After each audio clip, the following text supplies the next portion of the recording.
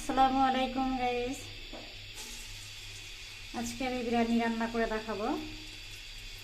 প্রথমে আমি পেঁয়াজটা দিয়ে দিলাম, এরপর একটু ব্রাউন কালার হলে আমি উঠিয়ে নেব।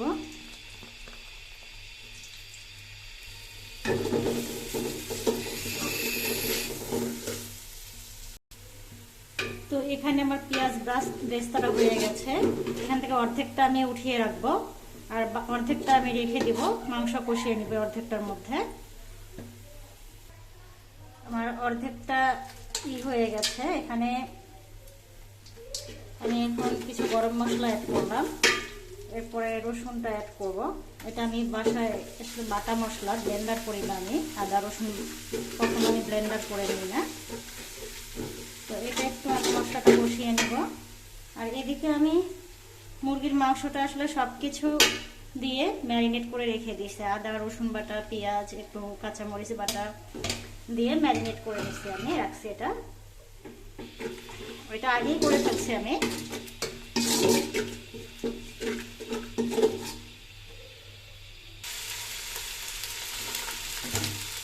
আমি বিরিয়ানির মশলাটা আমি বাসায় করে নিয়েছিলাম, এটা অনেক আগেই করে রাখছিলাম। আপনারা চাইলে আমি দিতে পারি, আমি যেভাবে বিরিয়ানি মশলাটা তৈরি করি। বাইরের জিনিস জানা আসলে আমি কমই একটু ব্যবহার করার চেষ্টা করি, ঘরোয়াভাবে সব কিছু করি। এখানে আমি আগেই ম্যারিনেট করে রাখা মাছটা কষিয়ে নেব। চিকেন দিয়ে আজকে বিরিয়ানিটা করবো না।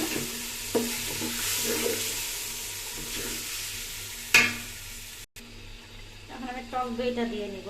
এখানে আগেও আমি টক দইটা সব কিছু দিয়ে মশলা করে রাখছিলাম, এখন একটু দিচ্ছি। এটা দিলে আরেকটা ফ্লেভারটা বলবো ফ্লেভার আসে। নেক্সটে দিলে মশলা দিয়ে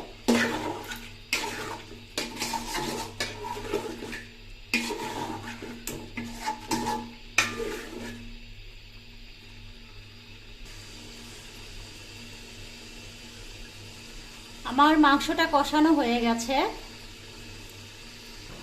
আমি একটু সামান্য পানি দিয়ে মাংসটা সিদ্ধ করে নিব।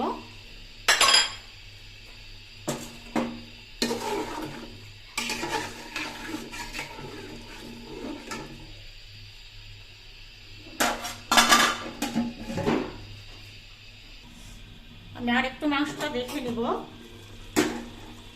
মাংসটা আসলে সিদ্ধ হইল কিনা, পানি কতটুকু কমছে। মাংসটা আসলে ফুললি সিদ্ধ হয়নি, আর একটু সিদ্ধ হবে। বিরিয়ানিটা শুকায়, পানি শুকায় গেলে দেখা যাবে যে মাংসটা অনেক শক্ত হয়ে গেছে। এমনি ব্রয়লার মাংস একটু শক্ত হলে খেতে ভালো লাগে না। আর একটু নরম হলে পরে আমি চালটা দিয়ে দিব। আমি চালটা আগে ধুয়ে রাখছিলাম। আমি এখানে সিলেটের পিসাব চালটা নিয়েছি, যেটার ফ্লেভার এবং স্বাদ অনেক ভালো লাগে খেতে। তো এটাই সবসময় আমাদের খাওয়া হয়। আমি চালটা দিয়ে দিচ্ছি, মাংসের সাথে দিচ্ছি। অনেকে অবশ্য মাংসটা উঠিয়ে নেয়, এই মাংসটা উঠাবো না। কয়েকবার নেড়ে ছেড়ে দিয়ে আমি আবার পানি ঢেলে দেবো। এটাতে গরম পানি দিয়েছি সাইডে, এটা গরম হয়ে গেছে মাখন দিয়ে। তো এখন আমি একটু নেড়ে নিলাম, চালটার সাথে মিক্স করে পানি দিয়ে দেবো। এতে করে মাংসের ব্যালেন্সটাও ঠিক থাকবে। তো বেশি একটা নাড়বো না, কারণ মাংসগুলো খুলে যাবে।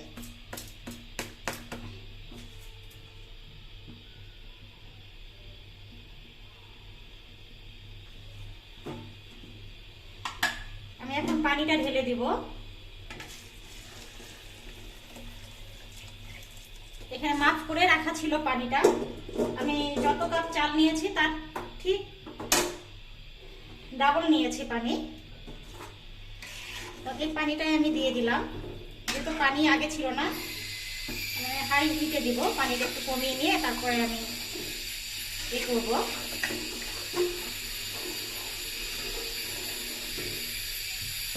একটু পানিটা কমে আসলে আমি পেঁয়াজ বেরেস্তা করে রাখছি, ওইটা পরে দিয়ে দিব।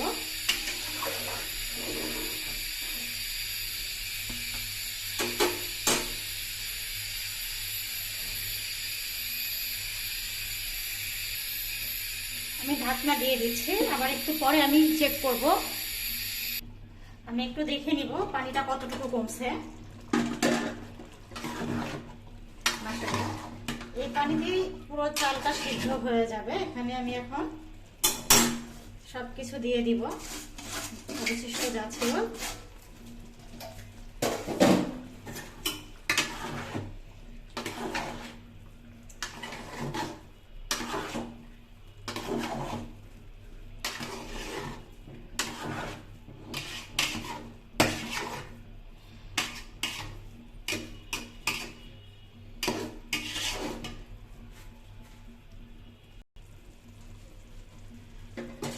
গ্রাইন্ডার দমে বসিয়ে দিব।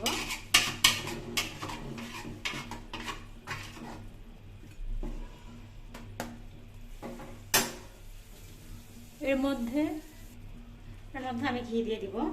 ঘিটা আসলে ফ্রোজেন হয়ে রয়েছে, আমি এটা ইতে রাখছিলাম, ফ্রিজে রাখছিলাম, এই জন্য ফ্রোজেন হয়ে আছে। তো আমি একটু এইভাবে দিলাম।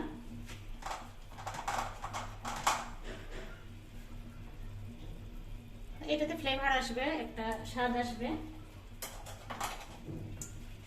এখন আমি দমে বসিয়ে দিব।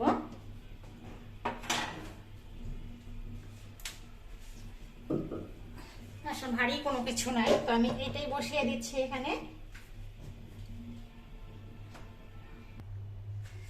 আসসালামু আলাইকুম, আবার ফিরে আসলাম এশার নামাজ শেষ করে। বিরিয়ানিটা দমে দিয়ে গিয়েছিলাম।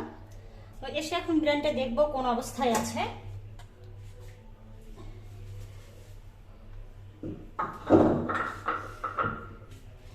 একটা কথা আছে যে মেয়েরা ভারী জিনিস কখনো উঠাইতে পারে না পুরুষ মানুষ যদি ঘরে থাকে। আর এখন আমি আসলে পুরুষ মানুষ আমার ঘরে নেই, তো দেখেন কত বড় একটা শিলপাট আমি উঠাইছি, প্লাস আমার নামাইলাম। আসলে কি বলবো,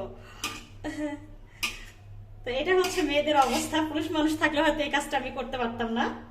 মাশাআল্লাহ আমার বিরিয়ানিটা কিন্তু অনেক ঝরঝরা হয়েছে। হ্যাঁ, আমি একটু অন্য কিছু দিয়ে একটু করে দেখি। বিরিয়ানিটা মাশাআল্লাহ অনেক ঝরঝরা হয়েছে। আর লবণ ঠিক আছে কিনা, কোনো কিছু সমস্যা হয়েছে কিনা আমি একটু দেখবো। হ্যাঁ, তো না, সিদ্ধটাও খুব হয়েছে, ঝরঝরাও হয়েছে, লবণ সবকিছু ঠিক আছে মাশাআল্লাহ, আলহামদুলিল্লাহ।